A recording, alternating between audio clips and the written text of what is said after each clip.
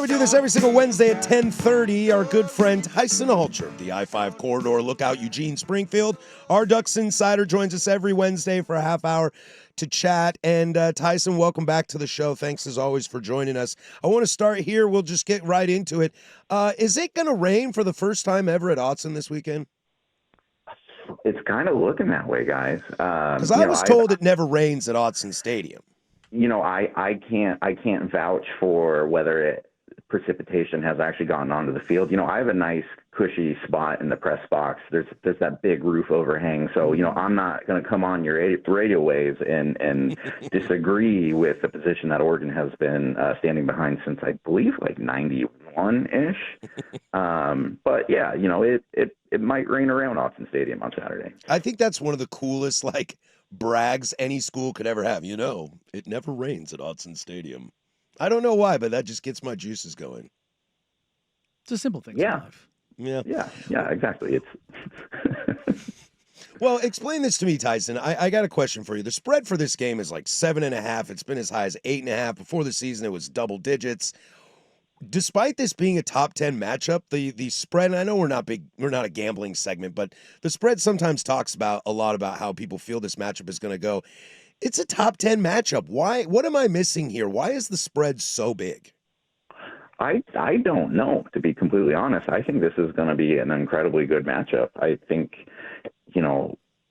Oregon is obviously the more established brand. I think people are used to seeing the Ducks in these games. This is kind of an outlier for Indiana in its entire program of having a top 10 game that's worth having game day in town for. So it just might be some, people going with what they're used to on that side. But when you look at this game, Indiana is going to be the best offense that Oregon plays, I think, all season. Fernando Mendoza, I think, is going to be the best quarterback they play all season, and it's an offense unlike they've seen all year.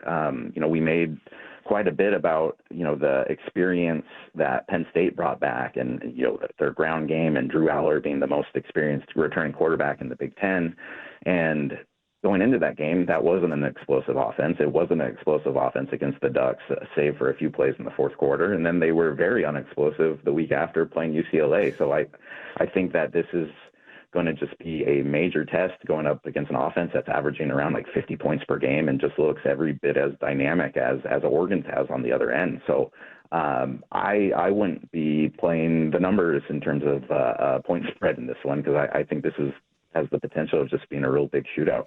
That's exactly where Harris and I kind of started the show. I landed on, if you're Signetti and you're Indiana and you have this offense and you have Mendoza and you have Surratt and you have Omar Cooper Jr. and you've got these weapons, you don't want to get in a grind out game. You actually want this game to be a shootout, because for me, it's not to say that Oregon's offense is limited. It's just that their identity is rooted in defense. And if you want to get in a grindy game with them, that's what they prefer. Do you look at it that way? Or do you Harris was on the other side of this and saying, I think you want it to be a little bit closer, because I think that's scarier for Indiana. If Indiana starts putting up points early and can take Autzen out of it a little bit and build the snowball, that to me feels like if they're going to find the upset, that's how they do it. I mean, that's when Oregon scored the first touchdown of the game against Penn State, and I know it wasn't an immediate thing. It took several drives, but the air that it took out of the 111,000 in that crowd was significant, and that aided the Ducks for much of that game until until Penn State was able to get back in. With Oregon's a team that can control the ball at home if they want to. They can take 7-minute long touchdown drives if they want, and they can take 2-minute long touchdown drives if they want. So if Indiana is able to come in and basically kind of dictate, we're going to come in here and we don't care about time of possession, we're just going to score quickly, I think that not only gets the air out of Autzen, but it also just kind of gets them into a game where, Oregon's defense is one that, when they get into a groove, like we've seen over the last 2-3 years with Tosh, when they get into a groove, they can put up really good games. But also, even with this Oregon team, we've seen some big play potential against them. The 2 fourth quarter touchdowns by Penn State there. I just think Indiana's a very dangerous team and can test them in ways that we just haven't seen. Let's stick there in Autzen Stadium. Tyson Alger joins us from the I-5 corridor, Lookout, Eugene, Springfield. Let's talk Autzen for a moment.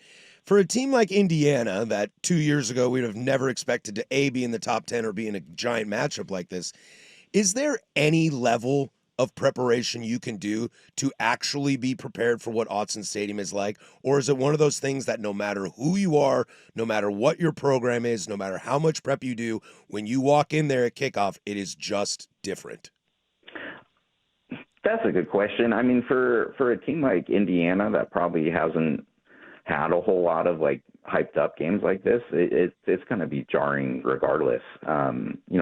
Austin's an illusion. You get in there and you start doing the math, and it's like 59,000 people can't be this loud, and then it just happens. It might not be the full base or floor level that like a crowd double the size can be, but I've been to a lot of college football stadiums now in my career, and I don't think any one that I've been to hits like the high gear at the right moments quite like Autzen does. Now, there are ways that you can go about preparing for it. We saw the way that Oregon going into Penn State, they spent like the entire week with basically like boom boxes in the huddle, like trying to like rattle them and get them used to the noise. But I just think it's one of those things where you're going to have to deal with it. I think the rest of the Big Ten kind of got the picture when Ohio State fans came in and were awfully rattled by what they experienced at Autzen about a year ago. So I think that was kind of like the bat signal to the rest of the conference of, okay, like Autzen's real, like that's legit. But yeah, I mean, like Indiana hasn't had many games like this, so I think the stadium will still play a factor in that one. We have Tyson here joining us again as he does every Wednesday at 10:30 for a half hour. And Tyson, we'll get back into this. Danny and I were having this question kind of when we started the show. It felt, and we talked about this as well, it felt the Will Stein offense was pretty kind of like conservative and slow to get going against Penn State. I think there's a lot of just kind of feeling out your opponent and trying to get relaxed, and I understand that. Do you expect the same approach this weekend in kind of feeling out this Indiana team, or do you feel because you've got a big game under your book, you've seen some rhythm from the offense, do they just start going for it? I think they're pretty aggressive from the start. Like you have proof of concept. You have proof that these skill players in this offense can produce points like when it matters against a quality defense on the road. And so, being at the confines of home and facing an Indiana team that I know Oregon's proud of its defense, but you're facing an Indiana team that has the potential to put up a lot of points. So I think this is one of those games where Oregon's going to be kind of going for it from the start. And if you look at just kind of throughout the history of Dan Lanning, I don't believe the Ducks have lost a game when they've scored first under Lanning yet. So it's just that, like there's just certain little stats that kind of match up. And then when you get kind of like the crowd behind you at home, I just think it's real important for them to maybe come out with either incredibly physical drive, or if they can hit like a Dante or a DeCorian Moore or Kenyon Sadiq, or even maybe get like Malik Benson back into the fold too. I just think the Ducks have some momentum. I know they had the bye, but I think that was beneficial just for them to get rested and healthy. And this is a team that knows that it can compete against anybody now. Tyson, we were having this discussion in the break, and Duck fans are going to think this is some kind of like backhand or something along those lines. But this defense is really good. There's not a hole on it. But it feels like, and it's not just something that pertains to Oregon, it feels like it pertains to college football. When you look at this Oregon defense, does there feel like there's a star on this defense? Because I look around college football right now, and the only guy that I'm looking at, like, this guy is going to ruin your game plan, is Ohio State with Caleb Downs. And I feel like when you look at Oregon, Thieneman is really good. Mateo is really good. Bryce is really good. Like, there's a lot of guys that are really good. But it feels like they not only them, but across the country, the defensive star doesn't feel like it's there in college football. Do you feel like that with Oregon? Yeah, because I mean, like, if you were to ask me, like, who the best defensive player on Oregon is right now, I'd have to think about it for quite a bit of time. I think Mateo is probably the closest to being a star, just because he can be, from game to game, a potential game record, just where he's coming off from the edge. But I think kind of like the magic in Oregon is that they just have like a pretty good balance of guys around that level. I mean, you can talk about Thieneman in the defensive backfield. You can talk about Betcher. I feel like Tatum Tuioti gets overlooked quite a bit, especially for the amount of tackles for a loss he racks up. But like, no, this isn't, the Ducks don't have a Caleb Downs. Not a whole lot of the rest of the country does. And, I sometimes wonder if Oregon had less dudes, if maybe like we'd be talking about one in kind of more of a star fashion. But I just think, when you get a roster and recruiting classes that are entirely made up of blue chips, it just kind of balances that out a little bit. And, for Oregon, I think again, going back to Thieneman, I think that he had kind of big time potential to be that guy, and we did see the game winning pick. We also saw him kind of give up a couple yards in that game too, in crucial plays. So I just think, it's not quite like offensive right now, where you do have kind of a lot of star factor on a lot of different rosters.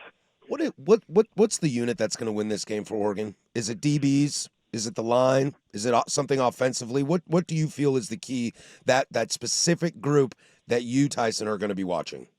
I think it's a mixture of the DBs and the defensive line. I really think that this is a game where Amari Washington and Bear Alexander are going to have the opportunity to kind of prove their mettle. The interior of Indiana has a good offensive line. I think the interior is a little bit weaker. So if they're able to kind of get through there and not only stop the run, but also put some pressure on Mendoza, I think that will be really key. And especially it will help out Oregon secondary that right now is ranked within the top 10 in national defensive passing efficiency and yards allowed, just same with Indiana's, but they have a lot of young players in that secondary, whether it's like Aaron Flowers or I-5 or, just some of the kind of the redshirt freshmen, sophomores, or even younger guys that are playing there. So that'll be a real big test for them when they're going to absolutely be dependent on. And then on the flip side, I think if Oregon can still get the balance of the running game that they've had, good luck guessing who's going to be their lead back in this game. It seems like it's a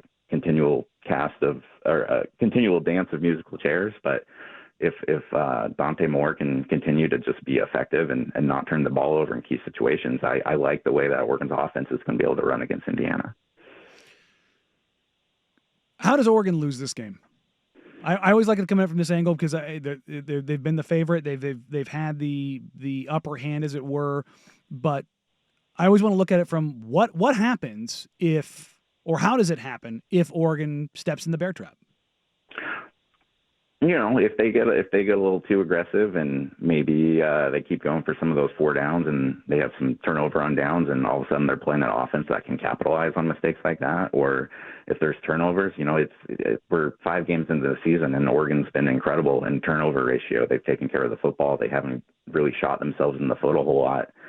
They're not a penalized team hardly at all. I think they had 4 last week against Penn State, and that was coming off of 1, which was coming off of 0. So I think the way Oregon loses this game is just if they hurt themselves or if they take a couple drives to get going, because I do think Indiana's going to score points in this game. I think the Ducks have the ability to score points as well, but it's just, if you kind of come out with that bye game or that bye week hangover, and meanwhile Indiana's getting up for one of the biggest games in its program history, I could see momentum playing a factor in this one. But if you go down position group by position group, I think the Ducks have equal to better talent at just about every place. You can make maybe an argument at quarterback, but you're arguing between 2 guys who are the Heisman front runners right now. So that's a bit of a wash. So I just think that, having home crowd and getting off to a good start would be key in Oregon moving to 6-0 already. He's Tyson Alger. Check out the I-5 corridor. Look out Eugene, Springfield, wherever you can, and get his stuff. What are you writing this week? I always like to give you a plug. Oh boy, what am I writing this week? I am writing a story for tomorrow, just kind of catching up on Dante Moore and how, this is a kid who has been basically a football celebrity since Jim Harbaugh offered him a scholarship when he was in middle school. But it kind of changes a little bit when all of a sudden that potential turns into a top 10 win on the road, with game day in town, and all of a sudden you're the Heisman front runner. So I find it interesting how a player like that kind of deals with another level of expectation thrown upon him. Well, thank you, friend. Enjoy the game. We'll catch up with you next week. All right. Thanks, guys. He is Tyson Alger, the I-5 corridor. Look out Eugene, Springfield. Great stuff. Great guy. Great friend of the entire station here. We love him and everything he does. You can catch him on our show every Wednesday from 10:30 to 11, as he's kind enough to give us 2 segments worth of his time as we chat about the Oregon Ducks taking on the Indiana Hoosiers in a top 10 matchup. It still feels weird to say. We'll put a pin in this. We'll swing back around at the Big Nooner and hit some more talking points on this game as we look forward to it. As Wednesdays have kind of become our Ducks day. Well, yeah. Right? For you and me. Wednesdays, thanks to Tyson, and it's kind of just a good middle of the week kind of thing to ramp up.